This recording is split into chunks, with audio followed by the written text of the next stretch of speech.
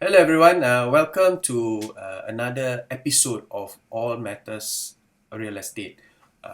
Today we will be sharing more about public housing in Singapore, which is BTO or resale.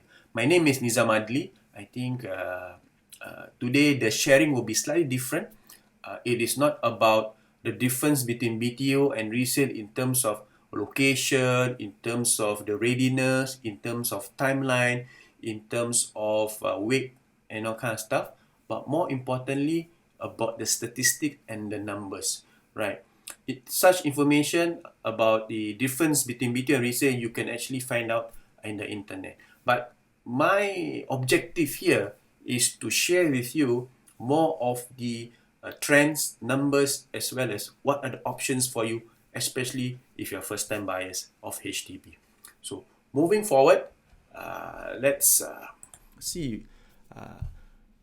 Will your property be an asset or liability? This is something that I believe in the minds of most of us, or if not, it is time for you to give it a thought very, very thoroughly.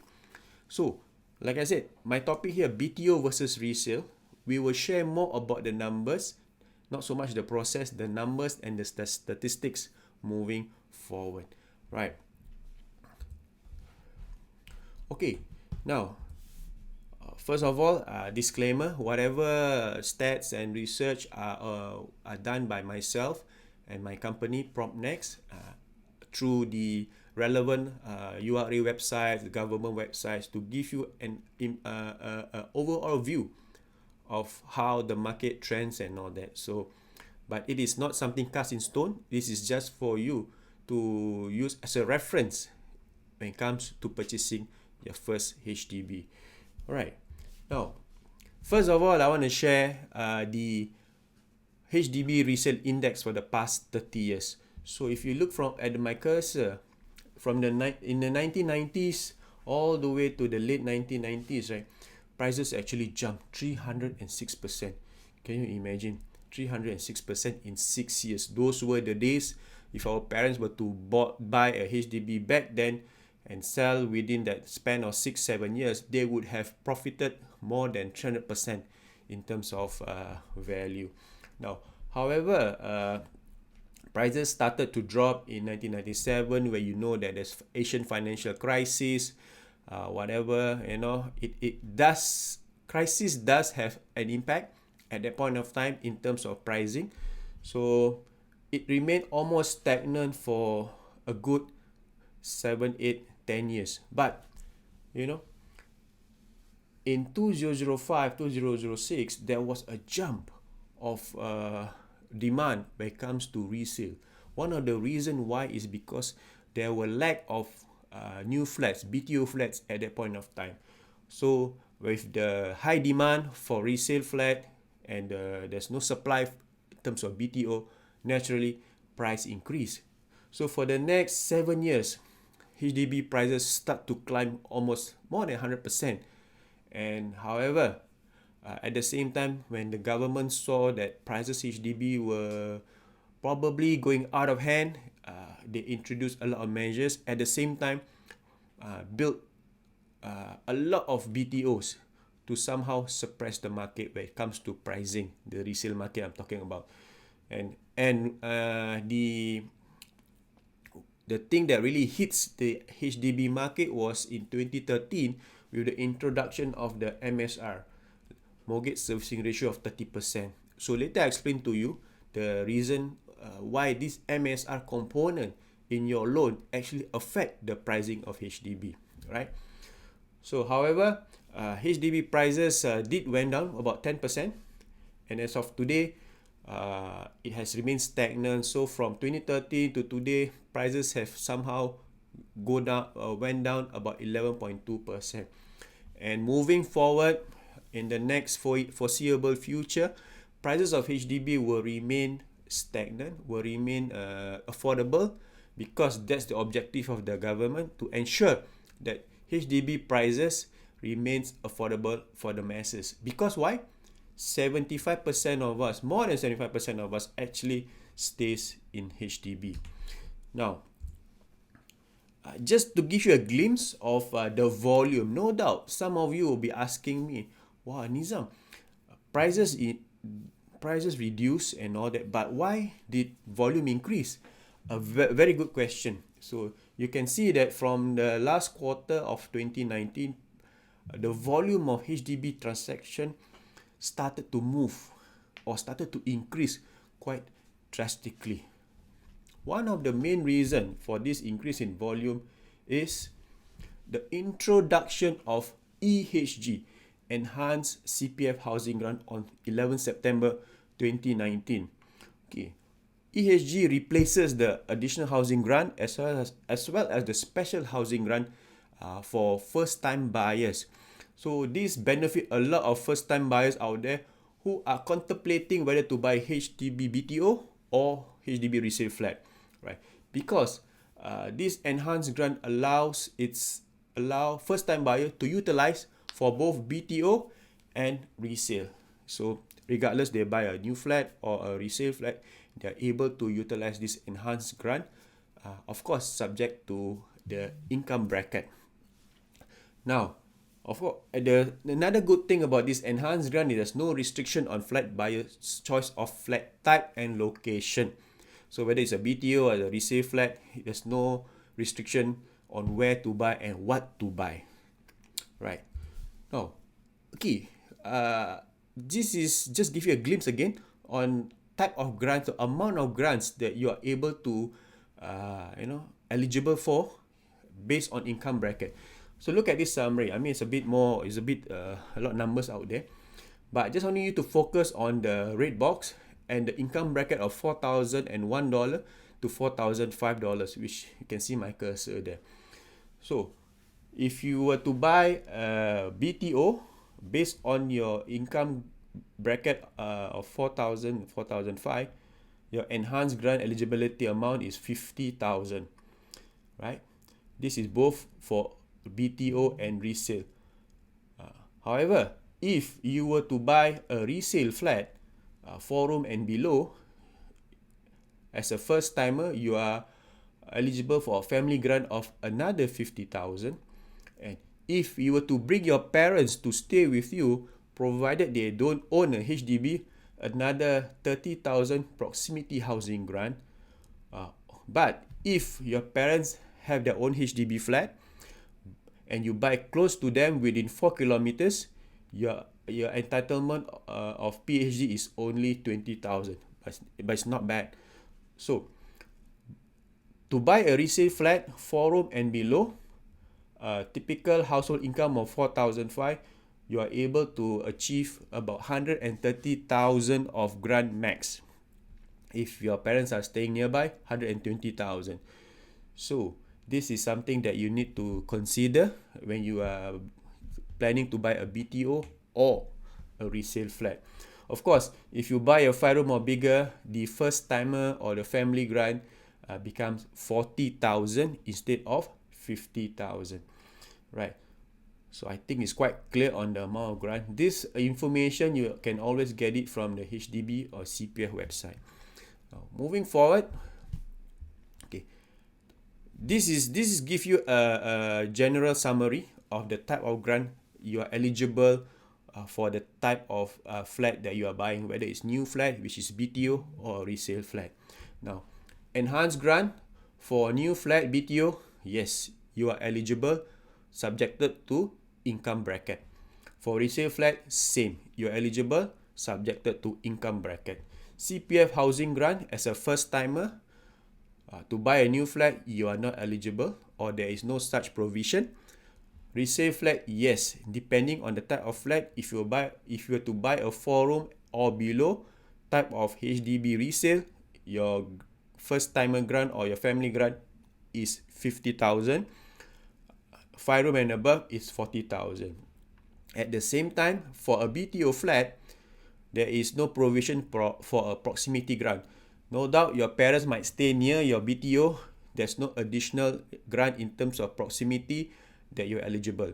But for resale flat, yes, if you have to buy a resale flat within 4 kilometers of your parents' HDB, you are entitled to 20,000 proximity housing grant. To be eligible for 30,000 proximity housing grant, you have to bring your parents to stay with you. At the same time, they do not own any HDB flat at the same time. Alright? So I think this is quite clear. Okay, 4-room BTO versus resale in Punggol. I just want to give you a comparison of apple to apple, meaning a BTO 4-room and a BTO BTO 4-room flat in Punggol and a resale 4-room flat in Punggol. Now, based again on the income bracket that is 4,001 and 4,005. So imagine a typical 4-room BTO in Punggol probably costs about 340,000, if you can see from this table. So based on that, if your household income is 4,005, the EHG you are eligible to buy a BTO in Punggol at 340,000 is 50,000. So 340 less 50,000 grant, the final price that you are paying for this BTO will be 290. So typically this is about 15% discount based on 340,000. Okay, but if you are to buy a resale 4-room in Punggol, of course it will be slightly more expensive. But in terms of grant, based on the same income bracket, you are entitled up to 130,000 grant. Later, the next slide will show you the breakdown, right? So 130,000 grant, 460,000 resale flat price, less 130,000. Basically, you are paying 330,000. So relatively, the discount that you are getting from buying a resale flat with all the grants thrown in is about 28%, right? Okay. So this is a summary of how the breakdown of the numbers are concerned. Let me explain again. BTO 4-room in Punggol, 340. The only grant you are eligible based on the 4,005 income is 50,000. First timer grant not applicable, proximity grant not applicable.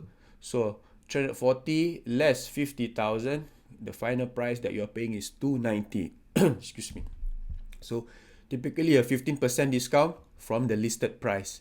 Okay, looking at resale 4-room HDB in Punggol at the price of 460, income bracket of 4,005, the EHG is 50,000. Your first timer grant is 50,000 buying a 4-room and below.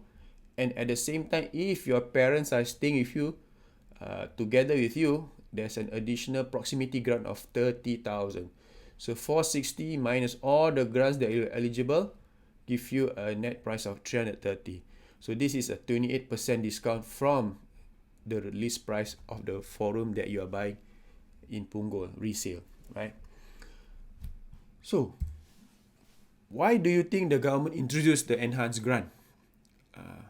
And with the information that you have just received, should you buy a resale or BTO? This is something that you need to ponder, you need to think about, because to me, the numbers are very critical. It gives you the comfort of not overstretching yourself, and at the same time, if you do not have the luxury of time, what I'm saying is you cannot wait another 2-3 years to actually get the keys to the BTO, then resale is an option. With the enhanced grant and the first timer grant as well as proximity grant, it allows you to buffer your purchase, to give you that comfort in terms of starting a family in the next 5 years. Why I say 5 years is because MOP, whether you buy BTO or resale, there's a component of minimum occupational period, which is 5 years from the date of you collect your keys. This is during these 5 years, there's not much you can do, or to be honest, there's nothing you can do. You cannot sell, you cannot rent and all that. The HDB that you have just bought, only until 5 years of stay. So give you an option of allowing you to plan ahead. So important for me especially is based on the grant, based on your income bracket, the eligibility and all that, it gives you more assurance end of the day, you know what is your buffer and perhaps what are your reserve fund where payment of mortgage is concerned. Okay, especially the first time buyers, which are typically in the late 20s or early 30s. So this is something that you guys have to think about. Now, it's not just about emotion. Like I said from my previous videos, my stand is always logical where the numbers are concerned. Right. Now, moving forward, let me just, okay, just give you an idea of the 4-room price overall Singapore in terms of performance for the last 7-8 years. So you can see since 2013 there has been a drop of 10.5% in terms of overall HDB price 4-room in Singapore. So you can see that, you know, as a first time buyers, are you able to take advantage of this situation? On top of that, the amount of grants that you are able to benefit, does it make sense for you to buy a resale? This is something that you have to decide. Now, give you an example again. This is, like I said, number is very important to me. This block at PUNGGOL 651. Sorry about the 65 series. All right. 110 square meter, a premium block, which is in PUNGGOL Central.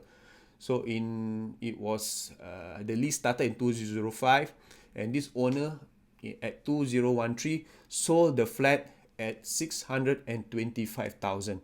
Okay, so remember 13 to 15 floor, 110 square meter, sold at 625,000 way back in 2013.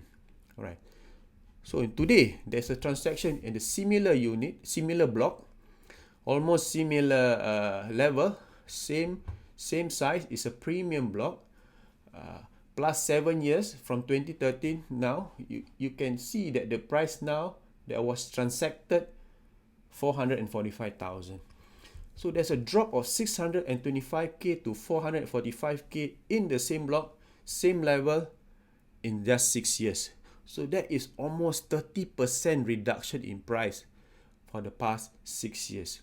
So looking from a perspective of a buyer, you know, do you think there is opportunity when it comes to resale market?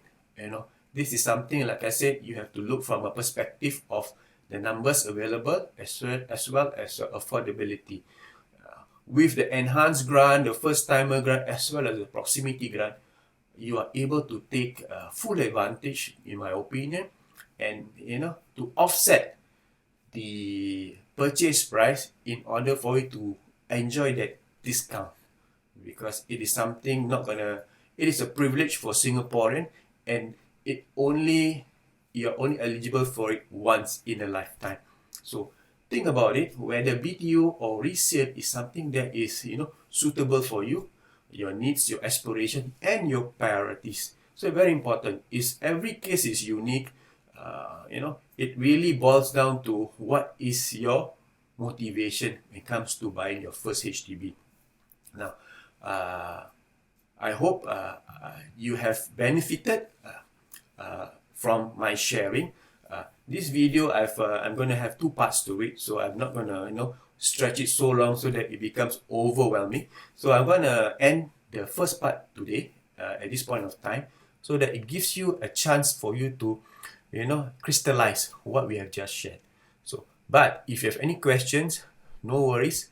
You can PM me, DM me, or reach out to me in Facebook, Instagram, and all that, so that, you know, I can give you my point of view from the perspective of statistics and numbers.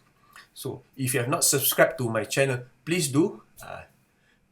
And before I end, I'd like to thank you for your attention, watching this video. And if it benefit you, please share this video with your friends and family, so that they too can benefit and take advantage of the grants especially. So till the next video, Nizam Adli out.